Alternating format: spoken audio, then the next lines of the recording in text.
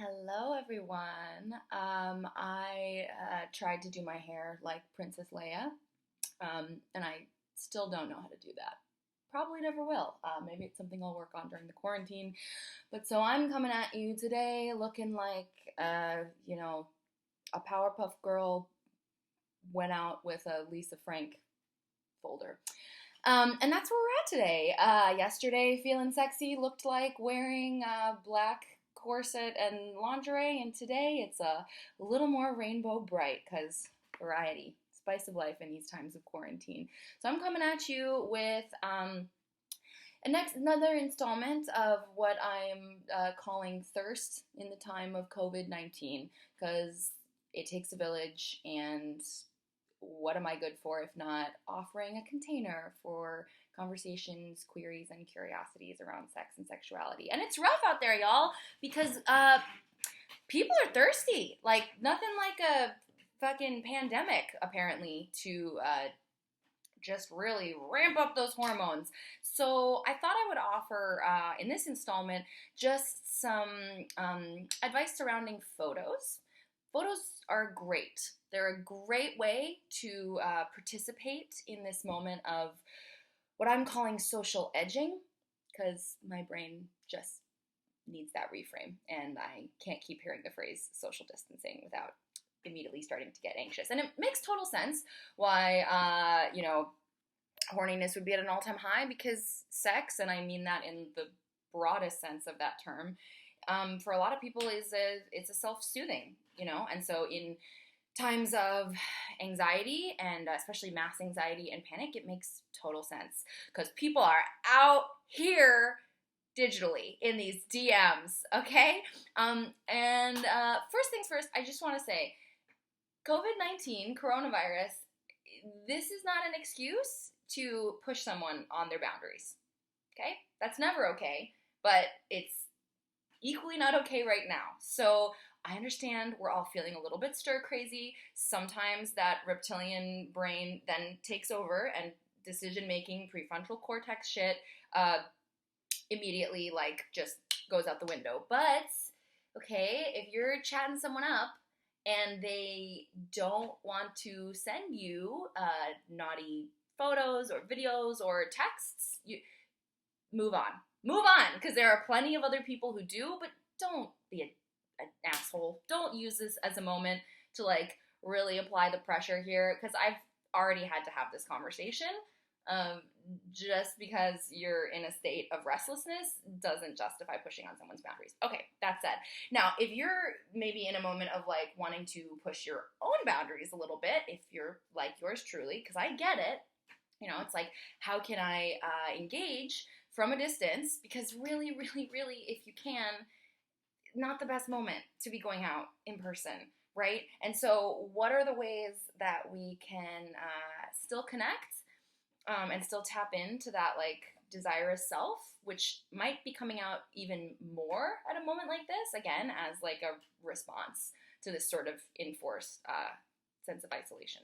Social edging, okay? So photos. If you're someone who doesn't like to take sexy photos, send sexy photos, totally understandable, totally legit. If you're someone where you're like, I don't know what else to do, and I feel curious about that, remember, the nice thing about taking photos is you can take them and delete them. And I really recommend, instead of taking them in the moment and just firing them off willy-nilly, because then you might be in a space of did I just have quarantine brain? I don't know, right? But here's the thing. Here's what I recommend. So if you're interested in taking some sexy photos, but you're I don't know what to do. One, natural light. Natural light is fantastic. So actually, if you're trapped at home, especially if you have some private space, it might be a nice idea to take advantage of the beautiful sunlight that we're being gifted with today. Get a spot with some good natural light. I also really recommend taking photos, if you can, on a laptop, on the photo booth application, as opposed to on a selfie, unless you have a phone stand, a way that you can prop it up and set it on a timer. That's a different story. All my actors who have self-tape equipment, nice, go you. But the thing is that if you come on, we can do better than a bathroom selfie right now. no shade, but just saying, if you want to like try something new, maybe like step into some natural light, take a couple of photos, and then you can peruse them. You can edit them. You can put a filter on them. You can keep like a little arsenal of photos, and then you have them down the line. And if and when you want to like send them out, if you're sending them to someone who you don't know that well, like they're not gonna know when the photo was taken. It doesn't matter. Don't let anyone make you feel like you need to like immediate gratification style take a photo in the moment. Again, we're not pressuring people here. This is just like if you're interested, whether it's to send or to keep for yourself. Because again, if you're like me, sometimes in moments of anxiety, actually grounding yourself in your body is really powerful, and it's a stress reliever. So I highly recommend laptop or phone on a stand, getting some good natural light like now. And then the other thing I would say, if you're like, I don't even know how to go about taking a sexy photo.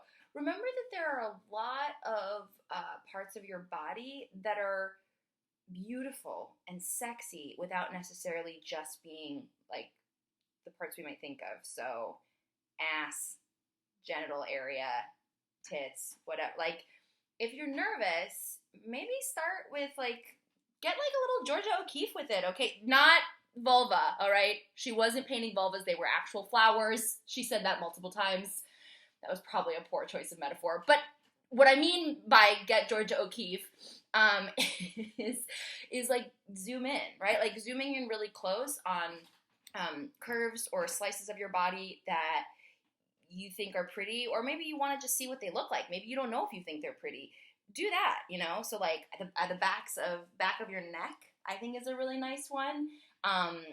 Your like waist area, right? Especially again, if you're doing this like with a computer, like turning around and getting this little like this little area, right? So if you can stand and get on a timer and get, I find that area so lovely. I think it's so sweet and so sexy. I love it when people have like a little bunny tail. You know what I mean? Just like a cute little patch of peach fuzz. I love it. And see, that's the other thing is if you are chatting with someone and you do want to make this like a sexy thing, maybe challenge each other to think creatively about what body parts or angles or poses you might not think to ask for, but in this moment you can, right? So like I really like forearms. I think forearms, a good forearm, whoo, like I think that can be really sexy. And again, like for a lot of us, those of us that are trapped at home, we got time. So I just think like thinking creatively about like what are the ways that you could share parts of your body that don't necessarily feel like parts of your body you're gonna regret sharing in a month from now, and you're like, man, like I just went straight up the butt on that one. If you're comfortable with that, preach, mazel tov, congratulations in all languages. Like I'm not saying don't do it, but I'm saying now might be a moment to explore how you can use photography to sort of self-sustain your own erotic self and also draw out the thread of sexiness with someone that it might not be the best idea to meet in person. And I know that's really hard, but this is sort of a moment for all of us as a community to take stock and to rest, and to maybe be a little bit creative in the ways that we're sharing ourselves. I'm thinking about doing other, like, just little installments. I was thinking about maybe doing a little, not tutorial, but just, like, tips and tricks for sexting. If folks would be interested in that, because there has never been a better time to develop or flex that muscle than thirst in the time of COVID-19. Stay indoors if you can. Wash your hands. Stay safe. Stay sane. You're beautiful.